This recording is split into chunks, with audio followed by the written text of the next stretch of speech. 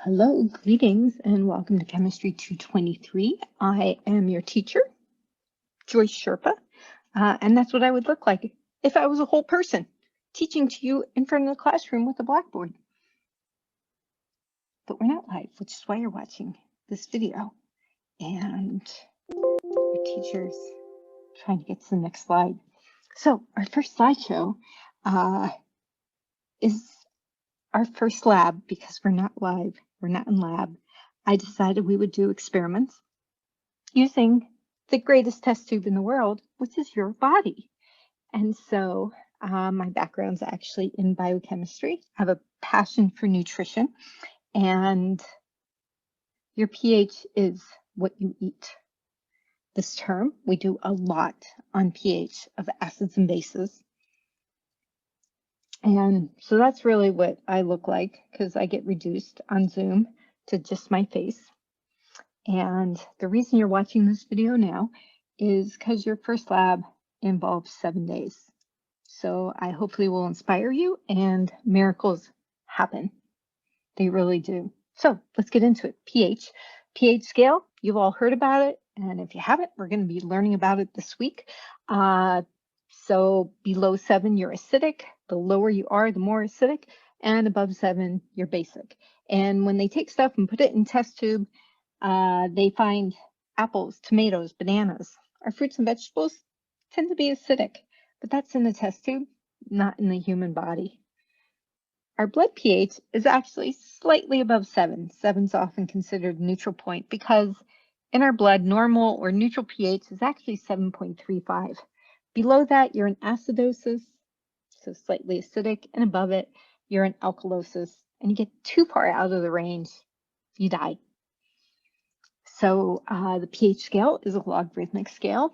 A change of 1 from 7 to 8 is actually a 10-fold change. But you don't need a 10-fold change. You just need an itty-bitty change, and that's going to make you feel not so good.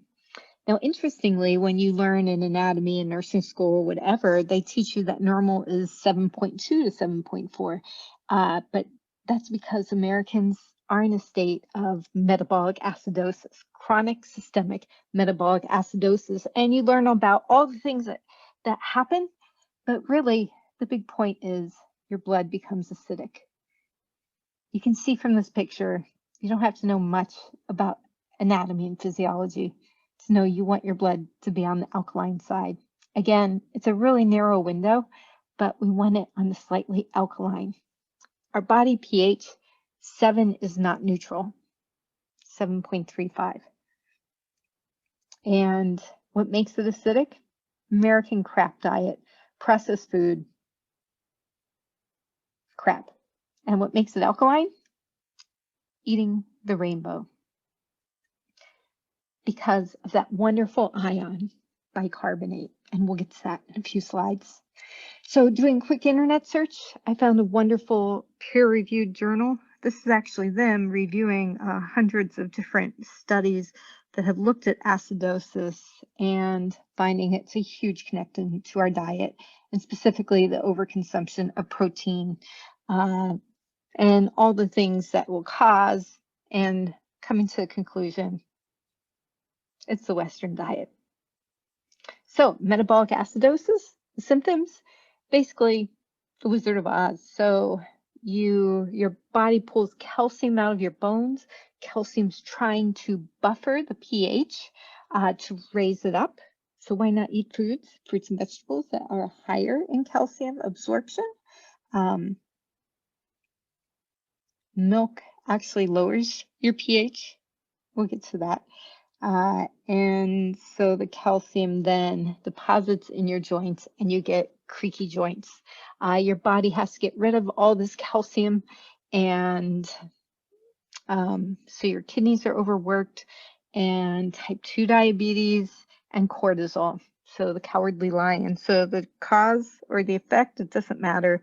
Acidosis, your body releases more cortisol and you lose lean muscle mass, and you end up with higher blood pressure and great.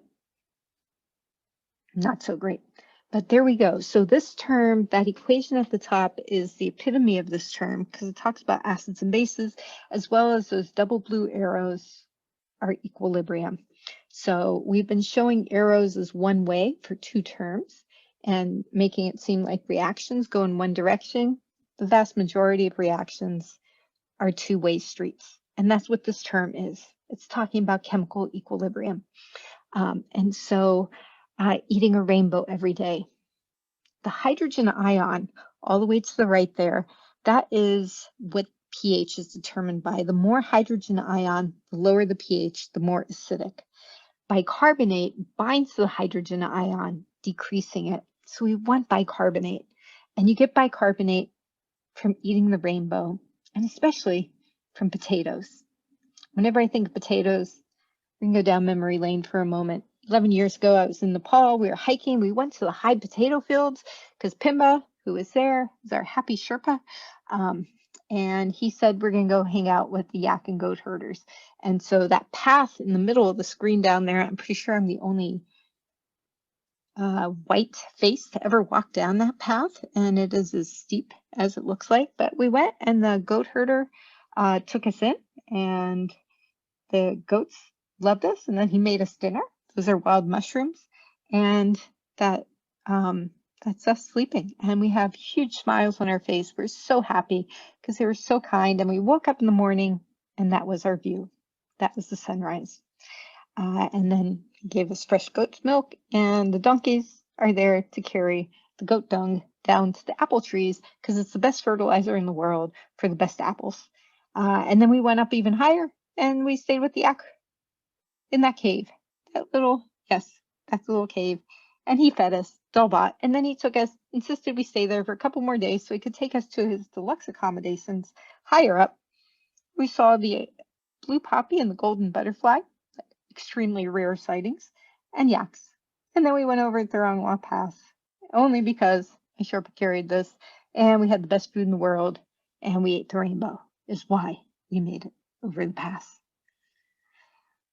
Most Americans, when they eat the rainbow, this is the rainbow they're eating. Thank you for allowing me to go down memory lane with you on the previous slides. It makes me more human in this environment. All right, remember that when you guys do your slideshow. Don't need that much, but all right. So they look at, it's not when you isolate the food and put it in a test tube, it's what it does to your body's pH, and it depends on what's in the food naturally packed. Highly processed food, sugar and soft drinks, there's no nutrients in them. They are extremely acidifying on your body because they pull the nutrients that are stored in your body out of the cells, out of your bones, and they acidify it. Whereas veggies, right, all the way over here, when you eat them, they're so packed with so many nutrients. They alkalinize your blood because they provide what your cells and everything needs. And by the way, they're in the middle, kind of neutral as dark chocolate. Your teacher loves dark chocolate. I read an article, it's actually good for me because mentally it gets me through. All right. So there you go. We're not the worst. USA does not win this time. This slide is interesting because there will always be somebody in my class who's from one of these countries that is even darker and say, oh yeah, my country has a sweeter tooth. If you actually look at those countries that are darker, they're all more affluent. It is affluence that makes us have a sweet tooth. The US is actually considered the 17th least healthiest. When Joey read me that article, I'm like, how can we be number 17? We're so unhealthy here. Anyway, yeah, you can see our sugar consumption. And it's gotten worse because, you know, it doesn't have to be Starbucks. It could be Black Rock. Could be whatever you got. So Save the Children International used to push for tax on soda until they got a $5 million grant from Pepsi, and Coca-Cola had to meet them. And they stopped pushing for a tax. 2 years ago, before COVID, there was actually a big push for this. Number one supporter was the World Bank, because they did the analysis and showed we were going to be bankrupt. Not us, the whole world, us. This whole planet was going to bankrupt itself because of childhood diabetes, because of soda and energy drinks. Oh, let's look at this. 2 commercial baked goods per week doubles depression. We have an issue with sadness and depression. Yeah, there's serious. That's only 2 per week. Most people are having 2 per day. This is not the same as making your own baked goods where you can put lub into them. All right, why? Well, it's highly processed, but it's an oxidant. So oxidative stress. So we will be studying oxidation reduction this term. And so sugar pulls electrons and causes free radicals. And processed food doesn't have anything in it that will repair the free radical. Kale and broccoli, zucchini, it does. Another thing that processed goods and all that sugar does is it overstimulates dopamine. So if you've never seen this, sugar and cocaine have the same response. Your brain, the addiction, and that picture speaks a million words. Your brain actually shrinks. You need to eat nutrient-dense foods. You need to eat the rainbow, fruits and veggies. Supplements, they don't have the same effect as real food. You have to keep it real. All right. So who eats their veggies? Mediterranean diet is considered one of the healthiest diets. So just real quick, what these areas do, the temporal lobe is where your ears, so speech and words, and you can see the Western crap diet, which is high in processed foods, as well as animal food. We'll get to that in a moment. The ventricles, they're in the middle, huge gaping holes. That's communication within our brain. And then the hippocampus. Might be a little bit important for learning and memory, I think. There's like this gaping hole there in the Western diet. Now, the thing that's interesting, they use the word plastic and vulnerable, making it sound like, oh no, oh, we're a victim of this. Plasticity is actually a wonderful thing because it means you can heal. You got there. Let's get back. Let's get back to these beautiful, healthy brains. Let's learn and remember and be joyful. So refined, let's talk about that for a moment. Our lovely princess developed and improved so as to be precise or subtle, elegant, cultured in appearance, and there she's eating her highly refined diet. 100 years ago, 19th century, berry, millions died. And Nobel Prize was won when they figured out why were people getting this. It's a vitamin B deficiency, but why was everybody suddenly vitamin B deficient? Because they started polishing rice. We suddenly had white rice. It didn't exist before that. We also started doing the same to flour, and we had white flour. And then we made Wonder Bread instead of learning from this. The thing is we now have taken it even a step further because it changes your microbiome. The bacteria that live in your gut, they need fiber. And eating it, taking it as a fiber supplement doesn't work. You have to have it in the whole food. All right, the cure, I said, let's just give them back fiber as a supplement. Turns out it's not quite that easy. You got to eat the real food. And so my question is, could metabolic syndrome, diabetes, heart disease, mental illness have such a simple cure? It does. Oh, should we put COVID in there too? I made the slide before COVID. So it is estimated 58% of the calories that we eat are these ultra processed food. So don't be guilty. Don't feel like that. Just say, yeah, all right. And let's be the change that we need. The highest source of fiber in the standard American diet is white bread. I think there's 0.5 gram of fiber in the whole loaf. SAD stands for Standard American Diet. This is from 10 years ago, 11 years ago, only because the numbers are actually worse. 9 out of 10 did not get their minimum requirements. So 11 years ago, Joey and I were on a flight, Korean Air, and you had a choice which meal you wanted. I didn't take those pictures, but that literally was the difference between the two meals. 75% of Americans did not eat even one piece of fruit a day. They have found in these huge meta-analysis the #1 cause of disease, more than smoking, more than plutonium, more than processed meat, was not eating fruit. So there you go. Standard American diet, highly processed. 96% of Americans didn't eat beans and greens at least 3 times per week. I eat them 3 times a day. And we're not talking 98% didn't eat orange. And we're not talking about that fake orange. We're talking about butternut squash, pumpkin. 99% didn't eat their whole grains. And so we have this acidosis cycle because we have made a sad diet. So in the cycle, we become acidic, we eat crap, we become acidic, pulls calcium out of our bones, we get calcium deposits, goes through the cycle, we get all these chronic illnesses, and we keep eating more and more acidic, we don't exercise. But if you look over here, the acidic food, right? The alkaline food is what we want, the acidic food. It's not just processed, it's also animal products. So let's talk about our protein obsession in this country. Average American gets double the recommendation. Recommendation is only about 50 grams per day, a little less for women.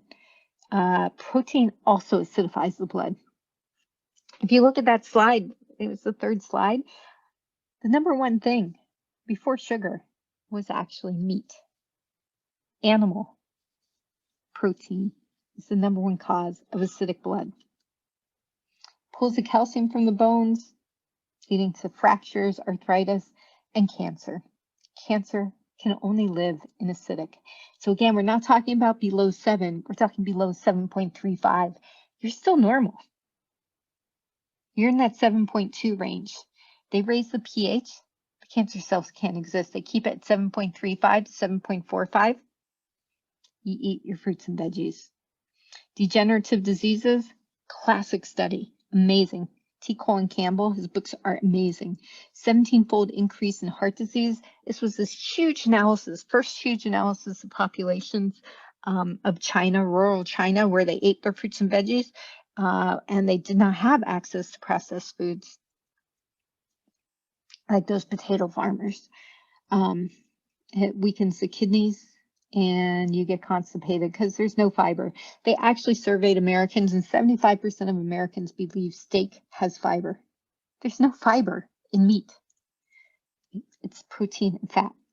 And yeah, this whole ketosis fad, cancer loves it. If you haven't read the studies, ask me, I'll give you some references to look at. This gets then into toxins, antibiotic exposure, which destroys your microbiome. And, oh, it suppresses your immune system.